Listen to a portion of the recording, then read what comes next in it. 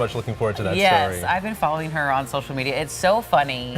I'm excited that Megan got a chance to sit down with her and her mom. That's going to be a good one. Hey, everybody, 6:01, Jason and Alicia here with you on this Wednesday. All right, let's get over to Guy. Good morning, Guy. How's today looking? Hey, good morning. You know, today looks unsettled. A few chances for showers. You can see sun up over Minneapolis this morning. 63, dew points in the 50s, east wind at 9 miles per hour. Feels comfortable outside. That's just pretty much moral of the story there.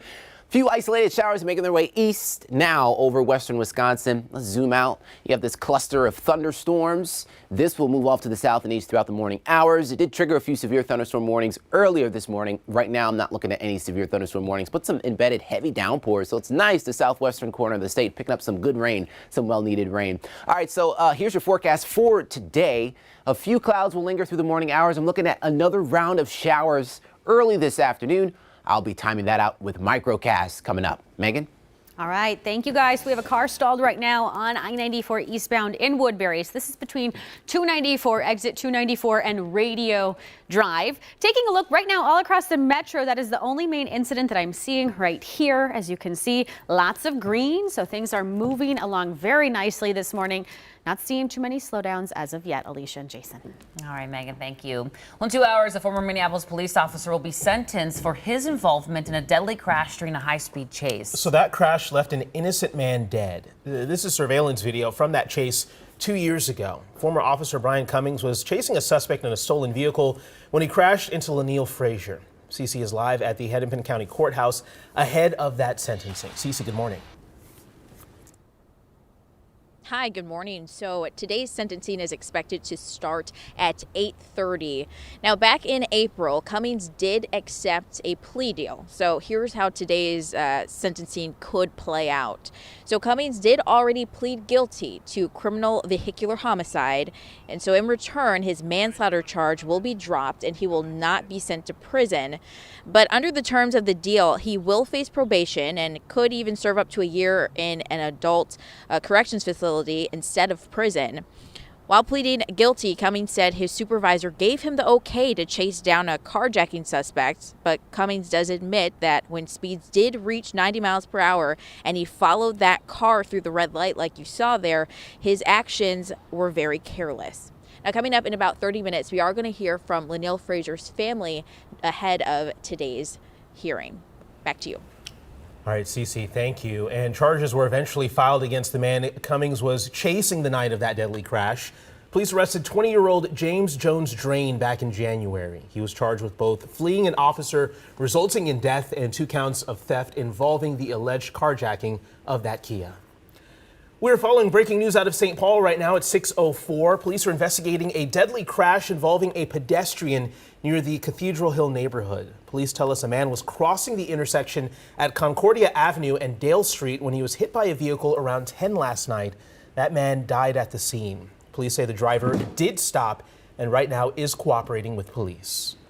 I'm Lou Raguse. The man who shot and killed 9-year-old Trinity Otteson Smith as she jumped on a trampoline during a birthday party in North Minneapolis in May 2021 has been sentenced to prison. Dupree Robinson received 37.5 years. Prosecutors say Robinson was trying to kill a rival gang member when one of his 7 shots hit Trinity instead. Robinson admitted that when he pleaded guilty in March, but has since changed his story and claims he didn't do it. The courtroom was packed with friends and family of Trinity as her dad and stepmom gave emotional victim impact statements. All I want is for the defendant to see what this little girl means to me and this whole community. She's not a random girl he took. This girl has a name, had a life, and has a family along with the community that cares and loves her. Trinity's family is now hoping that other families of children killed or hurt by gunfire can get justice as well. This morning, the Highland McGroveland neighborhood is pulling together to help about 40 people who lived in an apartment complex devastated by fire over the weekend. Most of the people living in the complex did not have renter's insurance, which means they essentially lost everything. The fire, authorities believe, was started by fireworks and pretty much gutted the place. There's now a website set up where people can make monetary donations to help get people back on their feet, but that's not all. We are accepting the household items, clothing, personal care items, those types of things. And thankfully, we've had a great outpouring so far. Minnesota does not require tenants to have renter's insurance. Information on the donation drive has been posted to our website. New this morning, in the last 7 hours, Iowa Republicans passed a bill banning most abortions after 6 weeks. The bill, having received the constitutional majority, is declared to have passed the Senate and the title was agreed to. Now, the Senate voted 32-17 along party lines to pass the fetal heartbeat bill. Governor Kim Reynolds called it for the sole purpose of enacting what she calls pro-life legislation. Reynolds says she'll sign the bill on Friday. When she does, it will go into effect immediately. Take a look at this map. You can see how Minnesota is now surrounded by states that either severely restrict or outright ban abortions. This past session, Minnesota became the first state to codify abortion rights since the reversal of Roe v. Wade. Governor Walz also signed a bill making the state a refuge for people traveling here for abortion care. This morning, Chaska-based MyPillow is auctioning off hundreds of heavy equipment items online. As founder Mike Lindell says, the company has lost $200 million in sales in the last 2 years. The items are up for bid on the online auction site KBid, and they include everything from commercial forklifts to box trucks and sewing machines. Lindell continues to falsely claim the 2020 election was stolen from former President Donald Trump, and that's why big box stores like Walmart and Bed Bath & Beyond and others dropped his products. As sales plummets, Lindell says many of his employees are now focused on My Store, an online entrepreneur marketplace that he created.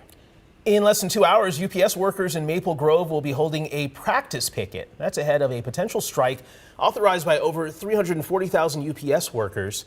The workers say they're fighting for better pay and working conditions. If they cannot reach an agreement, a strike would start on August 1st. We have a little less than 24 hours to take advantage of Amazon Prime Day. Every 30 minutes, there's new sales on a variety of products. So if you're buying something on Amazon, though, use your best judgment when reading those reviews. That's right. Connecticut Senator Richard Blumenthal says about 40% of online reviews are fake. 40%. That's a lot, a high number. Amazon says it uses AI to hunt for the fakes. There are a few tools you can use to spot the fakes. Review Meta combs through Amazon, and FakeSpot analyzes billions of reviews across several retail sites. FakeSpot CEO tells NBC News certain products tend to be the biggest targets. Things like USB cables have a very high preponderance of fake reviews. And last I checked, it was about 45% of the reviews in that category would be unreliable. So what can you do to spot a potentially fake review? The FTC says look for information on a product from a variety of sources.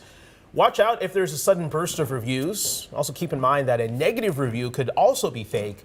Also read both negative and positive reviews to see what the problems are with the product. That's what I do. I'll go to the 1-star reviews and I'll go to the 5-star reviews and I'll see kind of where the difference is there. And also how many reviews are there? Like Exactly. 10,000 but then if 40% are fake, it's hard to tell. It's hard to tell. Just be careful when you're shopping Yeah. online, everyone. Good thing they have a good return policy too. Very true.